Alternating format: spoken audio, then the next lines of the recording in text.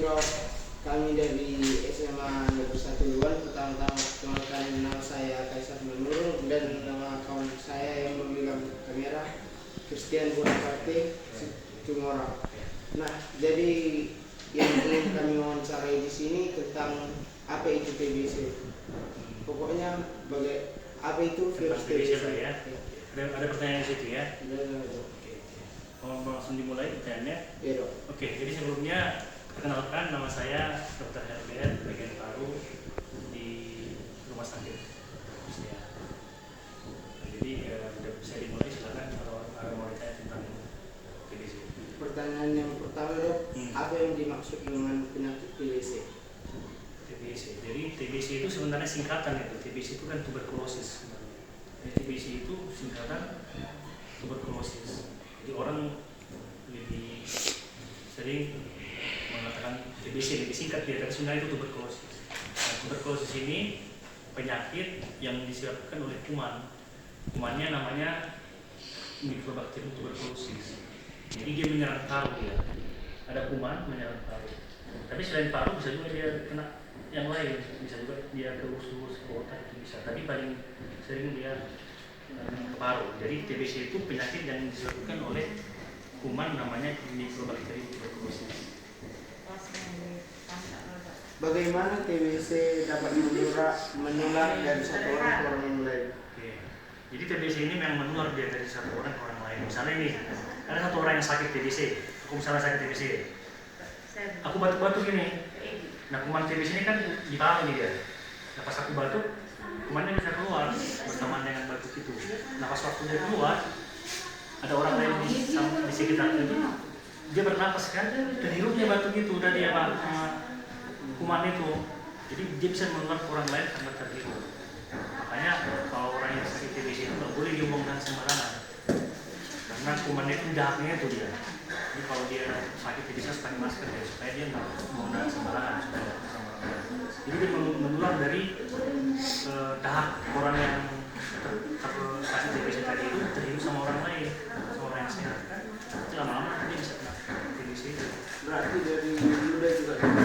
Ludah itu ada tadi kecil kemungkinannya, yang paling banyak itu dari dahak TBC. Karena dia asalnya kan dari paru-paru ya. Nah itu kan dari paru, kebanyakan kan di paru. Itu kan dia barulah keluar dia. Kalau dari ludah itu ketika dia naik dari paru ke ludah bisa, tapi sedikit kemungkinannya yang paling banyak dari dahak. Apa perbedaannya TBC aktif sama TBC laten? Oke. Jadi TBC ini ada aktif dan laten.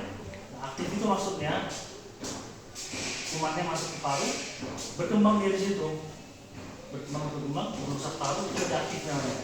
Jadi dia meningkatkan keluhan. Nanti lama-lama bisa batuk, bisa sesak nafas, bisa batu bara, bisa itu aktif dia. Jadi kumannya berkembang di parunya. Nah, satu lagi ada namanya laten. Nah, kalau laten ini kumannya ada di dalam parunya, tapi dia karena daya tahan tubuh kita bagus, kumannya itu kayak dikurung dia di dalam paru itu. Jadi dia nggak bisa berkembang. Tapi kumannya ada. Tapi nanti kalau daya tahan tubuh kita nggak bagus, kan? Nanti TB yang laten tadi itu yang tidak aktif itu bisa berkembang nih nanti. Lama-lama dia bisa jadi aktif. Jadi bedanya itu dia, kalau dia aktif kumannya berkembang, dia aktif dia, jadi berkembang dia di paru. Kalau yang laten tadi kumannya ada, tapi karena daya tahan tubuh kita masih bagus dia, kumannya kayak dikurung di situ, dia bisa berkembang dia. Tapi dia bisa apa dia bisa aktif kalau daya tahan tubuh kita tidak bagus, makanya harus kuning, istirahat cukup. Nanti lama-lama kumannya laten tadi itu bisa mati. Ya, itu bedanya dia. Kalau dia aktif berkembang, kalau laten dia nggak berkembang, jadi masih ada di kuman. Jadi bagaimana dok peranan vaksin BCG untuk pencegahan TBC? Jadi vaksin itu kalau TBC dia hanya tidak menjalin dia. Jadi walaupun sudah divaksin, nanti besarnya dia bisa kena juga karena kuman TBC ini bisa dia beradaptasi dia. Jadi beradaptasi terhadap daya tahan tubuh seseorang. Jadi vaksin itu membantu dia memang. Jadi kalau misalnya ada orang sudah divaksin dari mulai kecil, jadi udah ada pertahanan tubuhnya untuk melawan TBC yang tadi itu. Tapi tidak bisa 100% itu menjamin nggak kena TBC karena ketika daya tahan tubuh pasien itu nanti menurun, walaupun sudah divaksin, masuk kumannya bisa berkembang lagi kumannya. Tapi membantu dia, membantu mengenali kuman itu. Pas ketika masuk kumannya, karena udah ada vaksin di tubuh kita, dikenali oleh tubuh kita, dilawan nanti itu, langsung dilawan di kumannya itu bisa mati kemudian. Tapi kayak tadi, kalau dia daya tahan tubuhnya nggak bagus, walaupun sudah divaksin, dia bisa kena. Jadi perannya nggak 100% dia mencegah tidak sakit. Pasti bisa sakit juga walaupun udah divaksin, tapi ya angkanya lebih sedikit ya. Mengapa pengobatan TBC harus dilakukan dalam jangka waktu yang lama? Oke. Jadi TBC ini pengobatannya lama, 6 bulan ya, paling cepat 6 bulan. Bahkan ada yang sampai setahun dia. Kalau misalnya TBC-nya keluar dari paru, misalnya ke otak, ke usus itu, atau ke tulang kan, ada TBC tulang namanya, itu bisa sampai setahun dia. Kenapa dia seperti itu? Karena kumannya ini dindingnya itu keras. Jadi dinding kuman itu kuat dia, pertahanan tubuh dari kuman ini kuat dia. Jadi kalau kita kasih obat sekali 2 kali dia nggak langsung mati. Sampai 6 bulan dia masuk obat baru kumannya bisa hancur dia. Jadi karena dindingnya kuat dia. TBC itu dinding selnya itu kuat. Jadi nggak bisa dia hanya sebentar, harus lama bulan dia hancur. Jadi itu yang membuat obatnya lama. Apa strategi yang paling efektif untuk mencegah penularan TBC di lingkungan yang padat penduduk? Ya. Jadi sebenarnya pencegahannya itu tidak boleh, dia harus multi cara. Jadi nggak boleh harus satu cara, dia harus semua punya peran. Misalnya ada peran pemerintah kita, ada peran masyarakat sendiri. Nah kalau pemerintah, pencegahannya sebenarnya kita harus berusaha mencari pasien itu. Jangan dibiarkan, artinya misalnya contohnya pemerintah langsung turun ke lapangan, dia penyuluhan misalnya kan, dilakukan penyuluhan. Kalau ada misalnya masyarakat yang ada keluhan di batuk misalnya 2 minggu, itu langsung berobat. Jadi harus dicari pasien, jangan dibiarkan, karena ketika dia udah terinfeksi, dibiarkan lama, nanti dia akan mengeluarkan yang lain. Jadi tahap pertama pencegahan yang paling penting itu mencari pasien ini. Karena tadi penyuluhan lah, penyuluhan, diedukasi masyarakatnya. Kalau ada nanti misalnya gejala mengarah ke TBC yang batuk-batuk 2 minggu, itu langsung berubah. Jadi nggak sempat dia menyebabkan yang lain. Itu yang pertama dari pemerintah. Jadi harus dicari itu pertama kasus-kasus yang sudah dari TBC supaya nggak sempat menyebar. Jadi dari pemerintah lah itu kan. Nah kalau yang kedua dari masyarakat dia kita perlu apa? Sadar diri kita. Karena kalau kita udah batuk 2 minggu, periksa.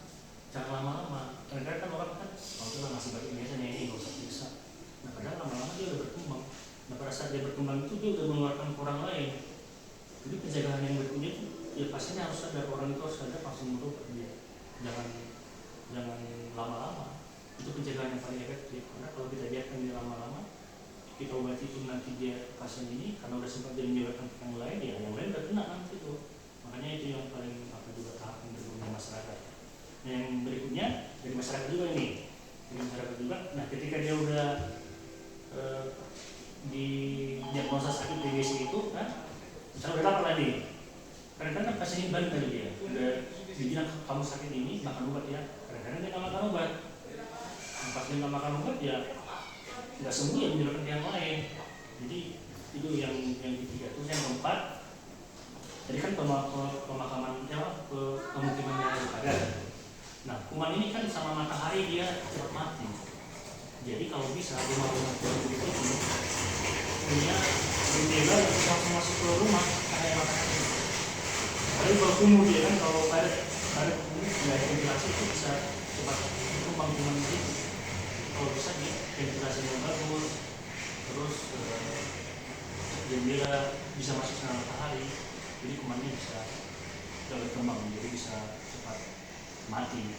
Jadi itu dia pencegahannya. Jadi tidak bisa hanya satu cara, jadi beberapa cara. Pemerintah tadi harus nyari, yang kedua masyarakatnya pun harus sadar, kan kalau dia sakit langsung berobat. Yang ketiga dia kalau udah sakit dia harus tetap rutin makan obat 6 bulan. Terus yang keempat ya rumah lah dijaga nanti kan ventilasi segala. Itulah yang harus dilakukan. Kemudian kalau yang vaksin tadi oke, bisa vaksin waktu masih kecil, hanya BCG bisa, itu bisa membantu mengurangi angkanya menurun. Tapi itu nggak 100% bisa menjamin nggak kena. Kita bisa kena dia untuk orang-orang yang nantinya ada dalam tubuhnya berat. Tapi itu perlu apakah itu bisa dilakukan sebagai pencegahan juga. Vaksin, cari pasiennya, masyarakatnya harus sadar juga, mungkin berumahnya rutin, kemudian rumah dijaga kan ventilasi tambah. Tapi itu bisa masuk sama sekali. Jadi pertanyaan terakhir Dok dari kami agar teman-teman juga tahu apa gejala utama yang paling nampak ketika curiga lah misalnya ya, misalnya. Jadi TBC itu menyerang paru dia. Jadi keluhan pertama yang muncul itu batuk dia. Jadi ketika orang batuk dan batuknya lama, misalnya kalau di istilah kita itu batuk kronis dia. Kronis itu minimal 2 minggu lah.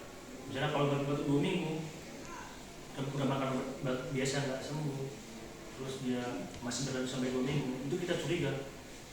Oh ini jangan-jangan TBC. Nah selain daripada itu, selain daripada batuk, kalau di gejala awal pasti batuk dia. Nah kalau nggak diobati lama-lama berkembang dia lebih dari 2 minggu, nanti lama-lama dia bisa sesak napas dia, atau bisa batuk darah. Kemudian gejala yang lain bisa ditemukan demam dia, maksudnya demam, terutama dia sore ke malam demamnya. Kemudian yang berikutnya nafsu makan yang berkurang. Nah karena nafsu makan yang berkurang, berat badannya turun. Makanya orang-orang yang TBC itu kebanyakan dia kurus dia. Nah kalau udah muncul gejala yang tadi itu kita curiga, oh jangan-jangan ini TBC, langsung periksa. Jadi tapi nggak harus muncul pun semua itu. Kalau ketika dia batuk udah 2 minggu langsung periksa aja. Saya dari 2 minggu pun udah enak gitu. Diperiksa nanti batuknya 2 minggu dipastikan TBC atau tidak. Jadi itu dia gejalanya, batuk itu gejala awal batuk. Nah karena dibiarkan lama nggak diobati, lama-lama nanti kemudian menyebar makin luas sesak napas dia.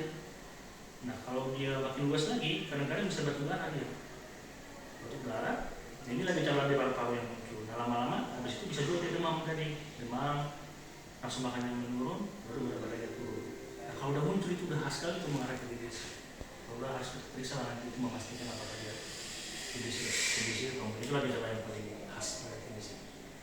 Terima kasih Dok. Satu lagi, ini perlu juga misalnya kan, nah ketika kita curiga TBC, dilakukan pemeriksaan dia pasiennya. Nah memastikan pasien ini TBC atau tidak, yang paling utama diperiksa dahaknya. Jadi misalnya kalau ada pasien-pasien ini TBC, kemungkinan TBC ya udah kita lanjutkan pemeriksaannya misalnya kan, nanti akan diperiksa dahaknya itu diambil. Dari dahaknya nanti kepastiannya apakah dia TBC atau enggak. Habis itu selain daripada dahak, bisa juga diperiksa rongsennya nanti, rongsen, dipoto dia rongsen. Pas dipoto bisa nampak nanti dia ada bercak-bercak TBC. Jadi itulah pemeriksaan yang diperlukan untuk mengetahui apakah pasiennya memang terinfeksi TBC atau tidak. Ya. Terima kasih Dok atas waktunya. Ada lagi kira-kira pertanyaan yang lain? Ada lagi? Aman? Tidak ada Dok. Terima kasih atas Ya. waktunya. Oke. Ya. Sukses ya. Ya, Dok. Oke.